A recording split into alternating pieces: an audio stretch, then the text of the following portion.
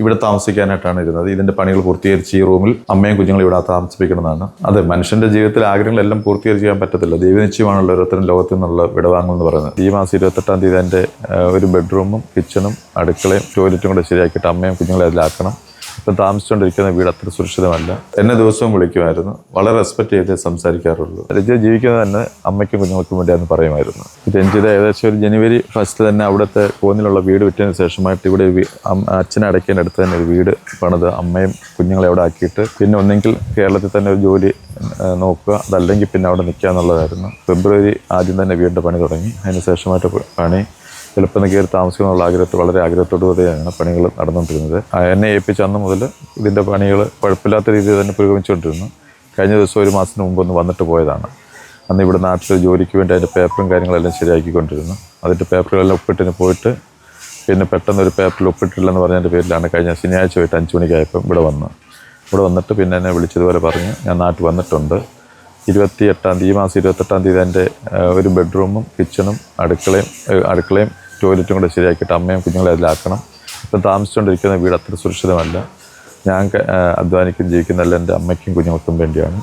അതുകൊണ്ട് അവർ ഇവിടെ ഈ വീടിനകത്താക്കിയിട്ട് പിന്നെ ചിങ്ങത്തിലേക്ക് വന്നിട്ട് ഫംഗ്ഷനൊക്കെ നടത്തി താമസിക്കാമെന്നാണ് പറഞ്ഞിരുന്നിട്ട് പോയത്. ഞാൻ ഇവിടുത്തെ അടുത്ത് തന്നെ ഒരു സോമൻ ചേട്ടൻ എന്ന് പറയുന്ന ഒരാളുടെ വീട് പണിത് ഒരു കോവിഡ് സമയത്താണ്. അതിൻ്റെ പണിയൊക്കെ കഴിഞ്ഞ് അത് കയറി താമസം കഴിയുമ്പോൾ ഞാൻ അമ്മയായിട്ടോ രഞ്ജിതായിട്ട് എനിക്ക് അറിയത്തില്ലായിരുന്നു. അപ്പോൾ ആ വീടിൻ്റെ അവിടെ വന്ന് താമസിക്കാൻ ആ വീടിൻ്റെ കയറി താമസം വന്ന സമയത്ത് അമ്മ അവരോട് ചോദിച്ചു ആരെ വീട് പണിത്. അപ്പോൾ തടിയ സ്വദേശി അനിയൻ എന്ന് പറഞ്ഞ ഒരാളാണ്. അപ്പം അവിടുന്ന് അന്ന് നമ്പർ മേടിച്ചുകൊണ്ട് ഈ അമ്മ വന്നിട്ട് പറഞ്ഞു ഞങ്ങൾ ഏതെങ്കിലും സമയത്ത് വീട് പണിയാണെങ്കിൽ അനിയൻ ചേട്ടൻ്റെ പണിയിപ്പിക്കാനായിട്ടാണ് നമ്പർ മേടിച്ചത്. അത് കഴിഞ്ഞിട്ട് 3-4 വർഷങ്ങൾ കഴിഞ്ഞ് ഈ വീട് പണിയാൻ താല്പര്യപ്പെട്ടിരുന്നപ്പം രഞ്ജിത UK എന്നാണ് എന്നെ വിളിക്കുന്നത്. അപ്പോൾ എന്നെ വിളിച്ചിട്ട് ഇതുപോലെ പറഞ്ഞു ഞങ്ങളൊരു വീട് പണിയാനായിട്ട് താല്പര്യപ്പെടുന്നുണ്ട്, ആ വീട് പണിയാണ്, അതിൻ്റെ കാര്യത്തെപ്പറ്റി അന്വേഷിക്കാനാണ്. എനിക്ക് എൻ്റെ ചേട്ടന്മാരുണ്ട്, അവരൊക്കെ വീട് പണിത ആൾക്കാരൊക്കെ വരുന്നുണ്ട്. പക്ഷേ ഫോണിൽ മാത്രമേ ഞങ്ങൾ തമ്മിൽ സംസാരിച്ചിട്ടുള്ളൂ. ഇപ്പോൾ ചേട്ടൻ്റെ വീട്ടിൽ എനിക്ക് കുഴപ്പമില്ലാന്ന് തോന്നിയതിൻ്റെ പേരിലാണ് അവിടെ വെച്ച് തന്നെ ഞങ്ങളിത് വാക്കിനാൽ പറഞ്ഞ് ഈ വീട് ചെയ്തു തരാമെന്ന് ഏൽക്കുകയും അതിനെ തുടർന്നാണ് ഇതിൻ്റെ പണികൾ നടന്നുകൊണ്ടിരുന്നത്. എന്നെ അമിതമായ വിശ്വാസമായിരുന്നെങ്കിൽ അത് യാതൊരു വിധം അങ്ങോട്ടും ഇങ്ങോട്ടും. അപ്പോൾ ഞാൻ പറയാം, എന്നെ നേരിൽ വേറെ ആരും പറഞ്ഞ് പരിചയപ്പെടാതെ ഒരാൾ പറഞ്ഞതിൻ്റെ പേരിലാണല്ലോ നമ്മൾ തമ്മിലുള്ള ആ ഒരു ഇതുമായിട്ട് ബന്ധപ്പെട്ട്. അതുകൊണ്ട് എന്നെ വിശ്വസിക്കുന്നിട്ട് തന്നെ ഞാൻ അതുപോലെ തന്നെ വിശ്വസ്തയോടെ ചെയ്യും. 100% വിശ്വസ്തയോടെ ചെയ്യുന്ന പേരിലാണ് ഞങ്ങൾ ഈ വീടിൻ്റെ പണിക്ക് ഏർപ്പെട്ടത്. വളരെ നന്നായിട്ട് മറ്റുള്ളവരെ സ്നേഹിക്കും ബഹുമാനത്തോടെ സംസാരിക്കാറുള്ളൂ. ആരോടും ദേഷ്യപ്പെട്ട് ഇതുവരെയും അങ്ങനെ സംസാരിച്ച് കേട്ടിട്ടില്ല. എപ്പം വിളിച്ചാലും നമ്മൾ എന്ത് കാര്യം പറഞ്ഞാലും അത് ഒന്നിൽ 2 പ്രാവശ്യം ഫോണിൽ സംസാരിച്ച് മനസ്സിലായി അതുപോലെ അങ്ങ് ചെയ് എന്ന്.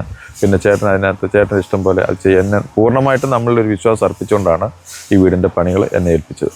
ഈശ്വരനിശ്ചയമാണല്ലോ ഓരോരുത്തരും ജീവിക്കുക എന്നുള്ളത്. പിന്നെ കുഞ്ഞുങ്ങളുടെ കാര്യം ഓർക്കുമ്പം അത് കേട്ടപ്പോൾ തന്നെ നമുക്ക് വളരെ കൂടുതൽ വിഷമമുള്ളൊരു കാര്യമാണ്.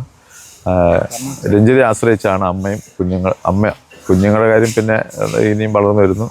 എന്നാൽ അമ്മയും ഈ രഞ്ജിതയെ ആശ്രയിച്ചാണ് അമ്മയും കുഞ്ഞുങ്ങളും കഴിഞ്ഞുകൊണ്ടിരുന്നത്. രഞ്ജിത ജീവിക്കുന്നത് തന്നെ അമ്മയ്ക്കും കുഞ്ഞുങ്ങൾക്കും വേണ്ടിയാന്ന് പറയുമായിരുന്നു. അവരെ നല്ലൊരു വീട്ടിൽ താമസിപ്പിക്കുക. അവിടെ കോന്നിലെ വീട് എൻ്റെ ചുറ്റുപാട് ഇവിടുന്ന് അവിടെ പോയി താമസിച്ച ബന്ധങ്ങൾ കുറവാണ്. ഇവിടെയുള്ള ആൾക്കാരെല്ലാം നല്ല ആൾക്കാരാണ്. ഈ ചുറ്റുപാടും എല്ലാവരും നല്ല ആൾക്കാരാണ്. അപ്പോൾ ഇവിടെ വന്ന് താമസിക്കുക എന്നുള്ളതായിരുന്നു രഞ്ജിത അമ്മയുടെ ആഗ്രഹം.